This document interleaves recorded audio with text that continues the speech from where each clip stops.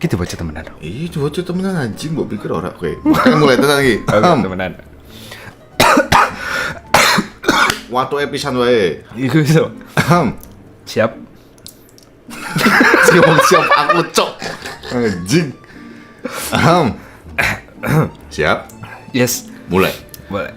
Asli tuh banget. Ya, su malah sambatnya lu logo.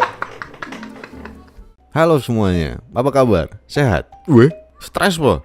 Semoga setelah nonton video ini kalian jadi lebih sehat jasmani dan rohani. Amin. Kembali lagi dengan saya Daya di channel tontonan favorit keluarga, Sound Smoker Film. Membahas film-film terkini, terseru, terasik, dan bisa dipastikan kamu tidak perlu lagi jauh-jauh ke bioskop atau menghabiskan waktu streaming online yang dipenuhi iklan judi dan pemirsa kot. Kali ini saya akan membahas salah satu film request dari kalian semua. Judul filmnya adalah A Tale of Legendary Libido. Film tahun 2008 ini cukup banyak yang request dan kebetulan juga masuk list saya sama Emon buat dibikin alur filmnya. Jadi secara garis besar, film ini nyeritain tentang seorang pria yang menjadi perkasa setelah meminum ramuan batang dewa. Ya namanya bukan itu sih. Intinya, kekuatan ramuan ini bakal ngebuat kalian overpower banget di bagian selangkangan.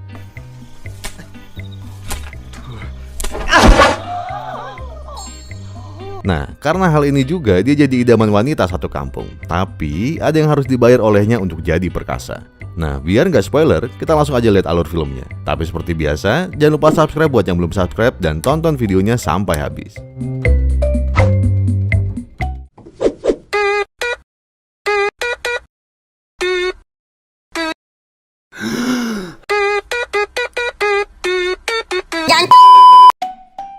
Di awal film, kita akan melihat sebuah nenek-nenek yang terlihat mengeluh pada seekor patung. Si nenek mengeluh tentang dirinya yang kesepian dan butuh belayan. Baik, oke. Tiba-tiba batang dari si patung... Sebentar, maksud saya lagi batang hidung dari si patung copot. Si nenek kaget karena tiba-tiba batang hidung berbentuk batang ini, iya kita anggap begitu, berdiri sendiri. Kalau pagi batang saya juga begitu. Saat si batang itu berdiri, keluarlah sekumpulan pria tak bercelana yang pada akhirnya kita tahu apa yang terjadi dengan si nenek. Ternyata cerita tentang si nenek yang di Salome tersebar sampai ke juragan desa, yang pada akhirnya si juragan desa yang gemulai ini juga tersalome oleh si batang ajaib tersebut. Batang ajaib tersebut secara ajaib terlempar ke tengah desa dan tidak sengaja terpegang oleh seorang wanita. Seorang pengembara yang sadar kekuatan si batang ajaib tersebut terlambat untuk mendapatkannya, dan akhirnya satu kampung tersebut tersalome.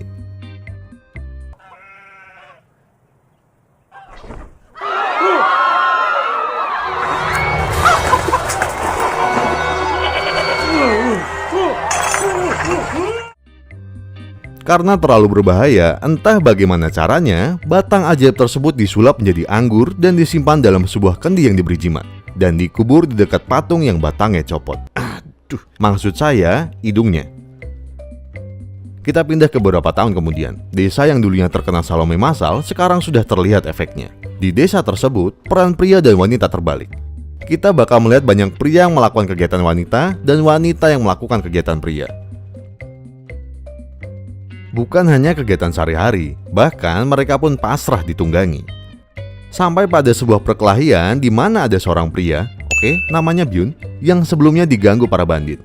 Byun dengan keren menghajar para bandit itu. Tapi sayang, Byun yang kurang ganteng digosipkan oleh ibu-ibu desa. Katanya, belutnya Byun tidak lebih besar dari kabel charger HP Asia Hidayah.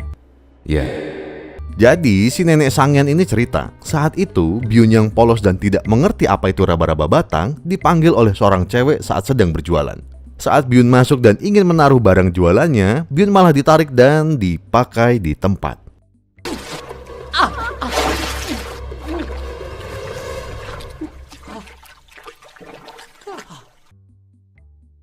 Byun yang merasa jadi korban kaget saat melihat siapa wanita yang memplokoto dirinya. Ternyata wanita itu adalah si nenek Sangean. Karena cerita si nenek itu tadi, akhirnya satu kampung pun tahu.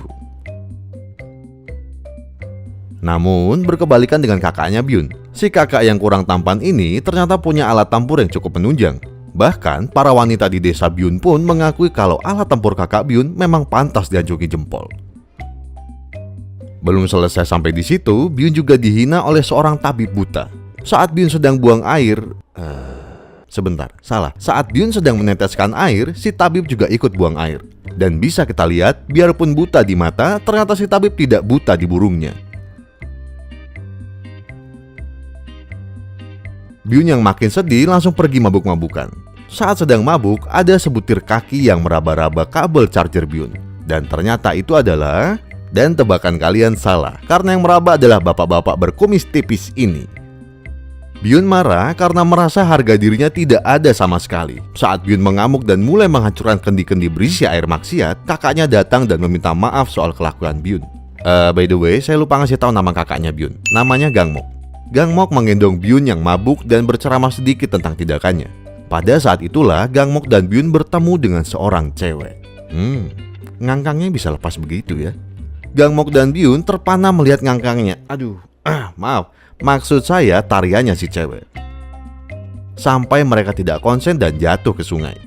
Selesai terjatuh, Byun dan Gangmok menghangatkan diri di pinggir sungai. Gangmok memberikan bungkusan berisi kura-kura tanah dan empedu beruang. Dia bilang itu bagus untuk kejantanan. Byun malah marah dan membuangnya. Gangmok hanya bisa diam saja saat melihat Byun pergi. Dan kita akan melihat sebuah flashback antara Gangmok dan Byun. Ternyata, dulu Byun pernah mengalami sedikit kebakaran di area sekitar selangkangannya, yang mana kebakaran itu disebabkan oleh si kakak yang juga tidak sengaja. Panik melihat belut adiknya dilalap si jago merah, Gangmok berinisiatif memadamkan api dengan... Ya Allah. Bukannya berhenti, Gangmok malah...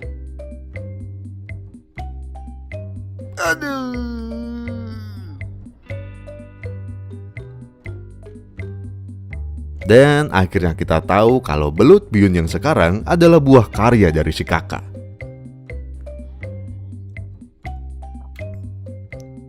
Adegan berpindah ke pinggir sungai, di mana kita akan melihat sekumpulan bapak-bapak gemulai yang sedang bergosip sembari mencuci piring. Ternyata mereka sedang bergosip tentang seorang cewek bernama Daelgang.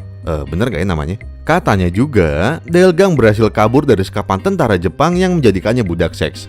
Tapi karena hal itu, Daelgang jadi sedikit kurang waras. Tapi karena Daelgang cantik dan aduhai, para bapak-bapak gemulai berencana untuk mengintip Daelgang mandi. Byun yang tidak sengaja mendengar itu juga jadi tertarik. Malamnya, para bapak-bapak gemulai ini mendatangi sebuah danau tempat Daelgang biasa mandi. Byun yang juga ikut mengintip akhirnya ketahuan oleh gerombolan bapak-bapak ini. Saat sedang berdebat, tiba-tiba muncul puting yang mengapung. Ya, benar. Bisa kita pastikan itu puting dari warnanya yang agak coklat. Setelah insiden puting mengambang itu tadi, kita juga akan melihat tarian khas Duyung Perawan. Besoknya, kita akan melihat sebuah gubuk reot dan Daelgang yang baru saja bangun. Ayo Alex, nggak boleh, bobok. Daelgang tidak sengaja menemukan kotak makan dan mulai memakannya sambil tersenyum.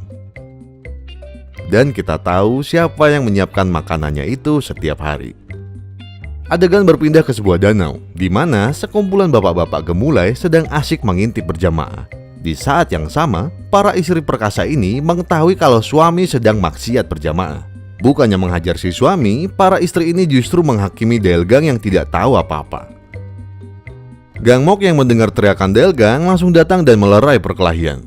Bapak-bapak gemulai tadi juga langsung kabur tanpa dosa. Daelgang yang ditolong justru hanya senyum-senyum ke arah Gangmok dan memberikan bunga padanya. Malamnya, Byun kaget ketika Gangmok berkata kalau mereka mempunyai anggota keluarga baru. Ternyata anggota baru itu adalah Daelgang. Gangmok bilang kalau secepatnya mereka akan menyiapkan acara pernikahan. Byun hanya bisa diam dan lari pergi. Byun yang lari tanpa arah tidak sengaja menolong seorang pengembara dan muridnya yang terkena jebakan hewan liar. Karena sudah ditolong, si pengembara ingin membalas budi pada Byun. Si pengembara sudah tahu kalau Byun punya masalah dengan belutnya sendiri. Dia melihat dari aura sekitar selangkangannya. Baik. Byun yang malu akhirnya mendengarkan si pengembara yang berkata kalau dia bisa membantu mengembalikan kejantanannya. Si pengembara bilang kalau dia telah menyegel sebuah anggur hasil gerusan batang dewa. Maksudnya batang hidung dewa, maaf. Dia bilang kalau ramuan ini sangat mujarab. Dan karena ramuan ini juga desa tempat tinggal Byun pernah tersalome massal. Tapi si pengembara bilang kalau Byun hanya boleh minum seteguk saja. Karena jika dihabiskan, sesuatu yang buruk akan menimpa desanya. Belum selesai bercerita, Byun malah langsung pergi. Si pengembara tadi merasa kalau akan ada hal yang sangat buruk terjadi dengan desa itu. Byun akhirnya mendapatkan kendi berisi ramuan kejantanan itu. Saat ingin meminumnya, Byun mengingat pesan pengembara tadi soal hanya boleh minum 1 teguk saja. Tapi karena dendam dengan desanya, Byun dengan sengaja mengambilkan 1 kendi ramuan kejantanan itu. Tak lama kemudian, Byun pingsan. Setelah itu, Byun terbangun. Dia kaget saat melihat banyak tentara yang sepertinya siap pergi ke medan perang. Salah satu tentara tersebut tiba-tiba meneriaki Byun yang katanya kenapa tidak ikut wajib militer. Beruntung ada yang mengenalnya. Si bapak cabul ini bilang kalau Gang Mok sudah menggantikan posisi Byun untuk wajib militer. Byun yang mendengar itu langsung merasa bersalah dan berlari pulang. Tapi di rumahnya sudah kosong. Saat Byun mengecek bangunan rumahnya satu-satu, dia menemukan Daelgang yang bersembunyi di gudang tempat sembako. Dengan wajah polos, Daelgang menghampiri Byun dan memberikan beras padanya untuk dimakan. Byun sadar kalau Daelgang tidak bisa hidup sendirian, dan dia mulai merawatnya. Tapi karena Daelgang ini sedikit barbar pas tidur, tentu saja Byun dan burungnya dengan senang hati menyambut pose tidur Daelgang. Byun yang panik langsung kabur dan mencari kegiatan lain untuk menjernihkan pikirannya. Ternyata, efek ramuan tersebut bekerja saat ngaceng. Ya benar, pas ngaceng. Jadi saat ngaceng, kekuatan Byun akan bertambah berkali-kali lipat. Bahkan kebutuhannya juga berkali-kali lipat. Bahkan Byun bisa minum air sungai sampai kering. Bukan hanya itu, Byun bahkan sanggup memadamkan api dengan air seninya.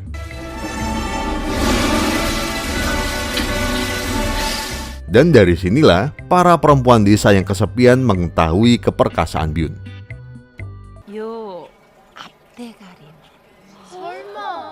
Berbagai upaya mereka lakukan untuk merayu Byun agar mau mereka tiduri.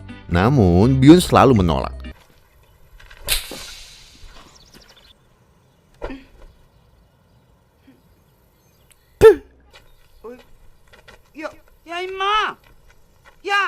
Sampai pada suatu malam, salah satu wanita desa berhasil membujuk Byun untuk tidur dengannya. Byun yang tetap menolak tidak sengaja melihat bulan dan...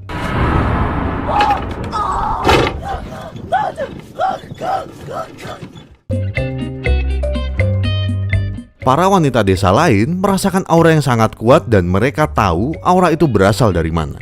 Besoknya, Byun kaget saat melihat di rumahnya penuh dengan hadiah. Dan juga Daelgang yang kesal melihat Byun. Berita tentang keperkasaan Byun sampai ke telinga raja.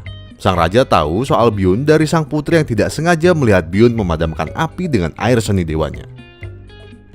Sang raja pun mengundang Byun ke istana dan memberikan tantangan pada Byun dengan hadiah kalau Byun berhasil menang, pihak kerajaan akan menarik kakaknya dari perang. Ternyata Byun harus melawan orang kuat dari negeri barat. Dengan tantangannya adalah menahan beban dengan batang. Penantang dari negeri barat berhasil menahan 4 beban bola besi. Dan tibalah giliran Byun. Byun yang sempat tidak berdaya akhirnya dibantu sang tuan putri dengan cara...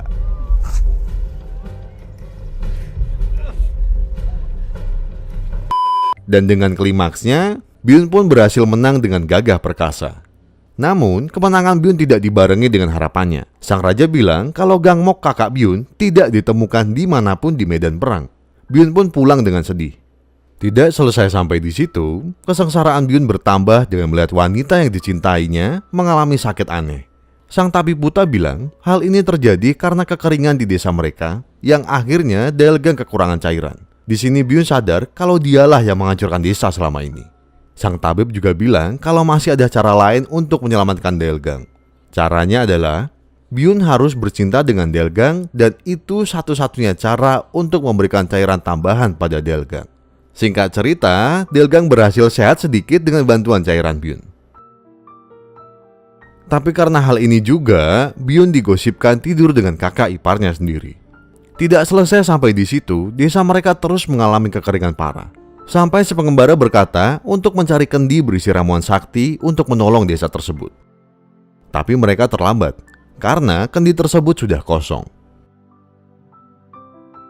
Karena tahu siapa yang meminumnya, juragan desa memerintahkan untuk menangkap Byun dan dikorbankan kepada dewa beruang. Semua warga setuju. Selain penyebab kekeringan, Byun juga sudah berhasil menghamili para perempuan desa selama para laki-laki desa tersebut pergi berperang. Si nenek Sangyan ini ternyata menaruh simpati pada Byun dan mencoba memberitahu Byun soal pengorbanan dirinya pada dewa beruang. Bukannya melawan, Byun justru secara sukarela siap dikorbankan.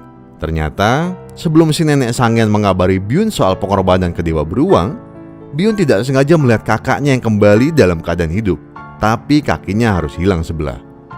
Karena Byun merasa bersalah atas semua kesengsaraan ini, akhirnya dia pasrah untuk dikorbankan. Gangmok tiba-tiba datang dan berkata di mana Byun. Para warga desa kaget melihat Gangmok yang masih hidup. Gangmok juga marah kenapa acara pernikahannya tidak dilakukan. Ternyata yang dimaksud menikah bukanlah Gangmok, tapi Byun. Warga desa ternyata telah salah mengira. Tapi Delgang bilang tidak apa-apa karena sekarang dia sudah hamil anak dari Byun. Sementara para warga meminta maaf pada dewa tentang kesalahan mereka, di dalam goa Byun sudah terkapar lemas karena dipakai oleh beruang. Tapi Byun sekali lagi tidak sengaja melihat bulan. Seketika itu juga, hujan mulai turun dan para warga desa merasa sangat senang. Esoknya, diadakan acara pemakaman untuk Byun. Delgang terus saja berkata soal suaminya Byun yang masih hidup. Gangmok hanya bisa diam dan menatap Delgang dengan tatapan sedih. Singkat cerita, desa mereka sudah kembali seperti semula. Bahkan keseimbangan desa sudah mulai kembali. Para wanita mulai mengerjakan pekerjaan wanita. Tapi tetap saja, mencuci piring adalah pekerjaan pria sejati. Setelah itu, kita akan melihat para wanita ini memanggil sebuah nama. Dan akhirnya kita tahu, anak-anak ini adalah anak buah hasil dari kerja keras Byun. Luar biasa, tepuk tangan.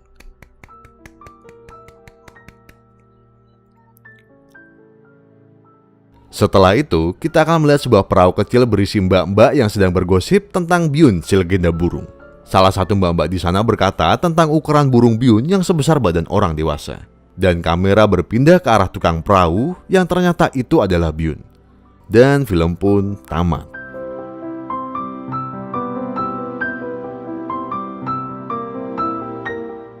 Nah, jadi saya sendiri tidak mengerti ini film maksudnya menceritakan Byun atau ramuan batang dewanya. Tapi di luar ceritanya yang melebar kemana-mana, saya merasa cukup terhibur dengan puting mengapung tadi. Nah, nakal toh? Ayo Alex, bobok siang. Malam aja keluarnya, oke? Pinter. Salaman dulu. Walah, sui, malah jaluk kocok. Oke, sebelum saya pamit, pesan saya adalah enggak apa-apa kalau kalian enggak ganteng. Yang penting batang kalian berguna untuk masyarakat sekitar. Jangan jadi kebalikannya. Udah enggak ganteng kok ngacengan. Lihat tante dikit aja Johnny-nya ngajak salaman. Oke, itu dia tadi kira-kira alur singkat dari film A Tale of Legendary Libido. Film apa lagi yang kamu ingin kita bahas? Silahkan tuliskan di kolom komentar. Kalau begitu, jangan lupa subscribe buat yang belum subscribe. Dayat undur diri, Emon undur-undur. Sampai jumpa di video berikutnya. Terima kasih.